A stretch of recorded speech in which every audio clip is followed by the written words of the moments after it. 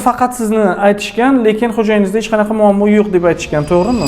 Istanbul eko markaziga 7 yillik birlamchi bepushtlik bilan bemorlarimiz Surxondaryo viloyatidan murojaat qilib keluvdilar. Kelganlarida xo'jayinlarning urug'ida jiddiy muammolar borligi va o'zlarida tuxumdonlar polikstozi muammosi borligi tufayli eko amaliyotini tavsiya bergandik. Eko amaliyotini qilganimizda juda ham yaxshi natijalar bo'ldi. Demak, ulardan yaxshi sifatli embrionlar ajralib chiqqanda, shu embrionlardan ikkitasini birinchi marta qo'yganimizda bemorimiz ilk urinishda homilador bo'lgandilar. Bugun bemorimiz ilk ultratovushga bizlarga ko'rinishga kelganlar. Hozir sizlar bilan birgalikda buni ko'ramiz.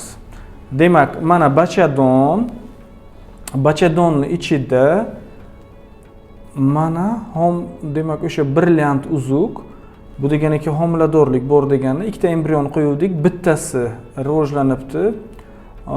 Juda ham chiroyli, mana shakli ham yaxshi, ugroza belgilari yo'q. Mana brilliantli uzukchani ko'ryapmiz. Mana shu brilliantli uzukchani ko'pchilik insonlar Allohdan so'rab qolishadi. Mana shuni bizlar ham ko'raylik deb. Faqat sizni aytishgan, lekin xo'jayiningizda hech qanaqa muammo yo'q deb aytishgan, to'g'rimi?